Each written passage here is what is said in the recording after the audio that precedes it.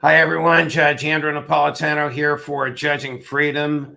Today is Monday, August 18th, 2025.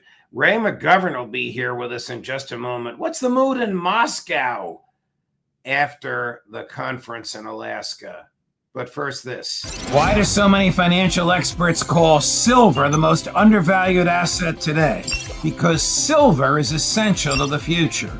From solar tech and electric vehicles to the explosive growth of artificial intelligence, demand is rising fast, and yet silver is still trading at a bargain. With billions pouring into AI, silver prices have only one place to go: up. Robert Kiyosaki, the author of Rich Dad, Poor Dad, says silver may be the most overlooked opportunity on the market and could double or triple by 2026. I believe in hard assets like this bar of silver. You can hold it in your hand or put it in your 401k or IRA. That's why I urge you to call my friends at Lear Capital and get their free report, The AI Revolution, and see why silver prices are set to soar.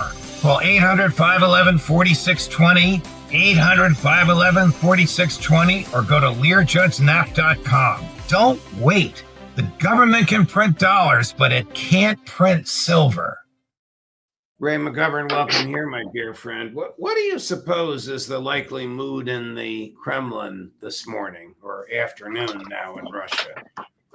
I think it's probably the same mood I have. Looks like we made considerable progress, but will these Europeans, will the coalition of the willing, so-called, be able to throw a monkey wrench into the process? Putin himself personally warned about that in his remarks in Anchorage. I don't know what the prospects are because it's impossible to predict what Trump is going to do. But if I was asked to guess, I would say he will say, look, Zelensky, it's up to you now, you and your European friends. Incidentally, it looks like Zelensky will see the president at 2:15 or 1:15, I forget which, but the Europeans won't come until 3. Okay, so the riot act will already have been read, in my view, and Zelensky will have to say, well, okay, he'll talk to the Europeans, and the Europeans will say, oh my God, what about Big Daddy? Well, the Big Daddy is Big Daddy's not coming through. He's a deadbeat. He's a deadbeat. He's not even going to pay alimony. It's up to us now. What are we going to do? And that's what Trump is going to thrust on them. Every other paragraph had Trump's word that it's up to the Ukrainians now. And of course, last thing I'll add here, something not normally adverted to, but Putin made it abundantly clear that he gave Trump a lot of lecture on root causes. Okay, root causes and how this all came about, and it was Biden's word. It was Biden, well, largely, okay. But then what he didn't say, and what I'm sure happened, is he turned to either Lavrov or Ushakov and said, "Now, would you please show the president the situation on the battle lines now?" And then for about 10 minutes, in my imagination, it was made very clear to Trump that Ukraine had lost badly, and that it was just a matter of time before the Russians moved forward very brusquely and briskly and seized the whole part of Ukraine to the east of the Dnieper, right, or whether they could slow it down and make it look like some kind of negotiated settlement could be reached. A total settlement, not just a ceasefire. And that's the other big point, of course. Trump changed his mind. This is really interesting. If we look at the chronology, okay, here's Trump going to Anchorage, and he's on a plane. He talks to Brett Baer. He said, "Hey, Brett, I'm going to be really disappointed if we don't emerge from this thing with some kind of a ceasefire." Okay, now. Brett didn't keep that to himself. Who was out on the wire, as we used to say, right away. So here's Putin saying, "Oh my God, be prepared. He's going to raise this ceasefire." And Putin said clearly, "Niet, no ceasefire first. We address the whole thing." Okay. Now that was the issue. in my view, that Trump said, well, we couldn't really get agreement on this one big issue. And it didn't take a couple of hours before Trump caved and said, I think that Putin's right. We should have a whole settlement here. We shouldn't begin with a ceasefire. That is so big. That changes all the rules. And that's what Zelensky and those Europeans are going to try to argue against. And again, when you have the vice president saying, look, we're done with supporting Ukraine with money and with arms. I mean, it's up to you guys. Well, there you have Big Daddy again, a deadbeat. And, this is not short in coming. It's been long in coming, but they're not prepared and they're rather desperate. Witness the fact that they're coming en masse, so to speak, the ones that they could be persuaded. I suggested in a tweet yesterday that Witkoff tell the president, look, no Europeans without the Hungarian prime minister and the president of Slovakia. Those two should be included because they weren't included in these discussions at the European Council yesterday. Right. And so don't let these other guys in the door without some sensible people who are not brain dead. Now, I don't imagine that's happened, but it's going to be very interesting this afternoon to see how things go. Here's President Putin's warning about the Europeans, and he actually, you'll know the Russian word, he actually says, I hope that they don't throw a wrench into the process. Chris, cut number 13. I would like to hope that the agreement that we've reached together will help us bring closer that goal and will pave the path towards peace in Ukraine. We expect that Kiev and European capitals will perceive that constructively and that they won't throw a wrench in the works. They will not make any attempts to use some backroom dealings to conduct provocations to torpedo the nascent progress. Overall, it's very important for our countries to turn the page, to go back to cooperation. It is symbolic that not far away from here, at the border between Russia and the U.S., there was a so-called international date line. I think you can step over, literally, from yesterday into tomorrow. And I hope we'll succeed in that. Hope we'll succeed in that. You and I know, neutral observers know, probably the military on the ground knows how bad off the Ukrainian military is. Does Zelensky know it? And do the nationalists that we've been saying for months and even years now, the ultra-nationalists that surround and control him, do they know it? Well, if they don't know it, Judge, it's deliberate avoidance of the problem. Here's a little, for instance, as we used to say in the Bronx. There's a fellow named Anatol Levin, okay? Now he's a big correspondent, big journalist, okay? But he's also sort of like a windsock. Now, in March, middle of March 2022, he said, Ukraine has already won. Don't worry about it. Ukraine has already won. Why did he say that? Because his sources in the White House said the Russians stopped outside Kiev. They're not going any further. And look, they're starting to withdraw. Why were they doing that? Because there had been a deal struck between Ukrainian and Russian negotiators. I'd referendum Putin and Zelensky themselves. In other words, they're really involved personally, that there would be a deal, and that was the Istanbul deal that was worked out at the end of March, early April. Well, what is Anatol Levin saying now? Oh, he's saying it looks like the Ukrainians are about to lose the war. Oh, isn't that interesting? So why do I cite that? Because he's a windsock, okay? He's hearing now from his sources in Washington and London that the battle is lost. And so he's playing now, trying to get ahead of the game. He's ahead of the game this time, and this time he happens to be right. What do you think Steve Witkoff and the president were talking about when they said land swaps?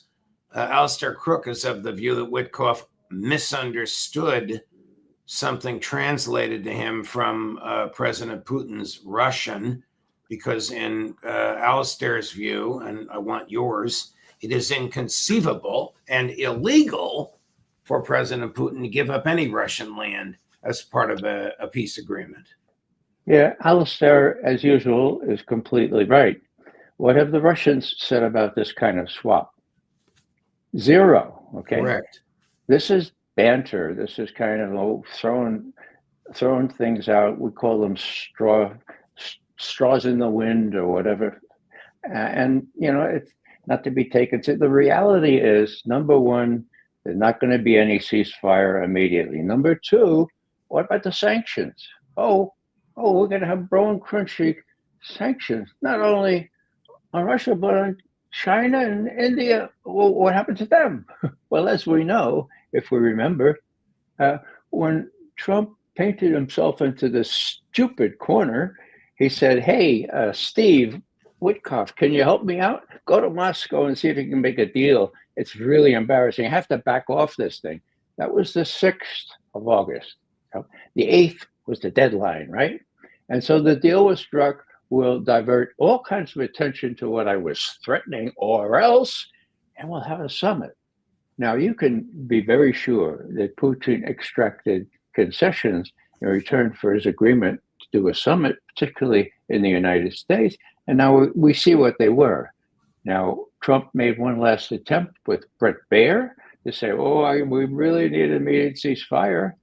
But now he can say to the Europeans, look, I gave it a try. And he said, no. Here's what Putin told his principal advisors the next day. We definitely respect the U.S. administration's position, which wants hostilities to stop as soon as possible. So we'd like to move forward with settling all the issues by peaceful means, okay? So we're going to settle all the issues. And of course, that's what Trump bought into the next day. The sanctions? Sanctions. Not going to be any sanctions. What about sanctions on China? They've been postponed for about 90 days or so. But India. Now that's the real sad story. Yeah. They're going forward in India. And who arrives in India today but Wang Yi, the foreign minister of China? He could be there 3 days. So once again, have the U.S. politicos not just drawn Russia and China so much together that it's a virtual alliance, but now they've contributed to Indian-Chinese rapprochement under the pact of these unwise, crazy sanctions on India, which of course India is not going to obey anyway. So that's a side issue, but it's just part and parcel of how ill-advised Trump has been on these things. Last thing I'll say is that, of course, General Kellogg didn't get to go to Alaska, and that's a very good omen because all of his crazy notions have been superseded now by the outcome which we know, with the proviso that there's always the possibility Trump will change his mind. So, no, maybe we should have an immediate ceasefire before negotiations. I don't think that's going to happen, but how can you rule that kind of thing out with a mercurial guy like Trump? Here's one of the people giving Trump bad advice. Very, very testy, unhappy Secretary of State being asked yesterday on national television, is the only reason the EU leaders are coming here to prevent Donald Trump from bullying Vladimir Zelensky? Watch his answer, cut number 14, Chris. President Trump told Fox News his advice to President Zelensky is make a deal. Russia's a very big power, and they're not. There's concern from the Europeans that President Zelensky is going to be bullied into signing something away. That's why you have these European leaders coming as backup tomorrow. Can you No, it isn't. That's not why they're them? coming as back. That's not true.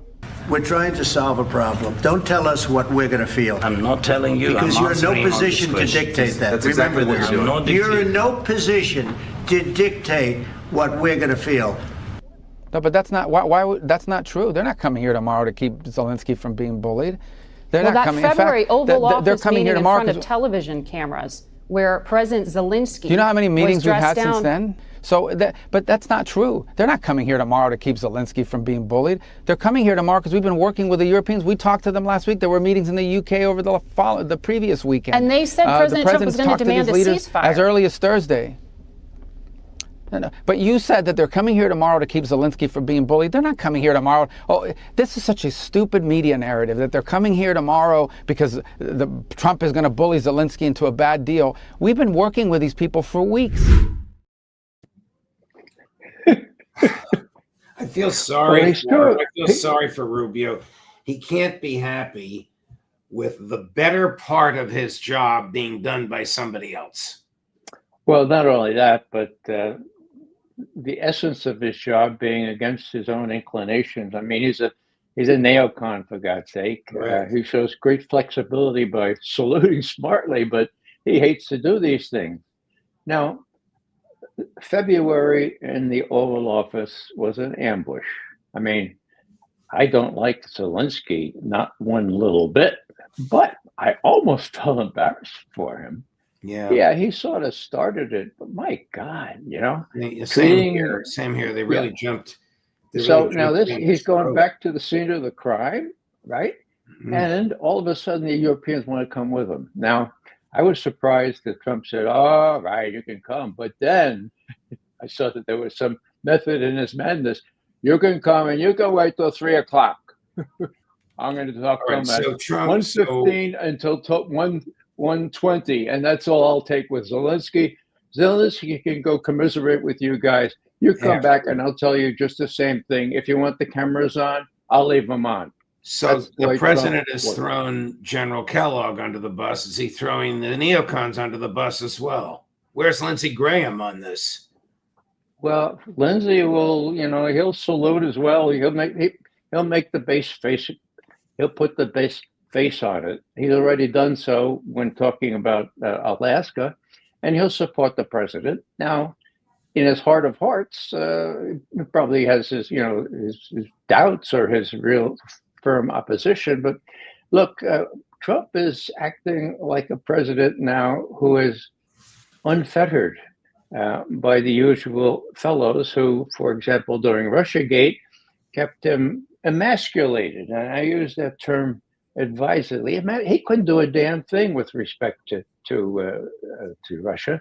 That was acknowledged pretty much at the summit. In other words, it was referred to. I couldn't do anything under this previous administration, says Putin. And it really is that we agree with you, Mr. Trump. It's really Biden's war, not your war. I mean, letting Trump off the hook. He's finished with it. Vance went to a whole week ago. He went to Europe and tried to persuade the Europeans this is what's going to happen. And what did he get? He didn't get much satisfaction.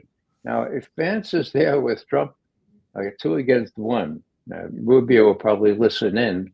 When Zelensky comes at 1:15, I mean, Zelensky's going to have to face the music. No more arms. You're losing. No more money. If the Europeans want to help you, well, go talk to them after you talk to me and see what they're really prepared to do. They have no money. They have no arms. They have nothing but rhetoric and their fancy title, Coalition of the Willing. They don't really have what it takes. Stalin asked the Vatican, so how many divisions does the Pope have? Right. How many divisions do the Europeans have? 1 or 2, I think. Here's the president of France yesterday, not very happy. Chris, cut number 4. Do I think President Putin wants peace? The answer is no. If you want my personal conviction, no. Do I think President Trump wants peace? Yes. I don't think President Putin wants peace. I think he wants Ukraine to surrender. That's what he proposed. If we are weak today with Russia, we will be preparing for tomorrow's conflicts, and they will affect the Ukrainians. And let's not kid ourselves. They can also affect us at the very moment when our country continues to be regularly attacked on the cyber front, on the information front, or in contested areas, from maritime to space. So there is no weakness.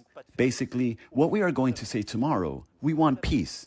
Everyone who is here tomorrow in Washington has been on the side of peace since day one. But we want a robust peace, a peace that can in no way be a capitulation, a peace that can in no way be achieved at the expense of the security of Europeans. I don't know what he can do if Ukraine agrees that the Oblasts and Crimea become part of Russia and NATO stays out of Ukraine. What is the president of France going to do? Well, Crimea is a done deal. No sensible person thinks that even Zelensky expects to get that back, despite his rhetoric.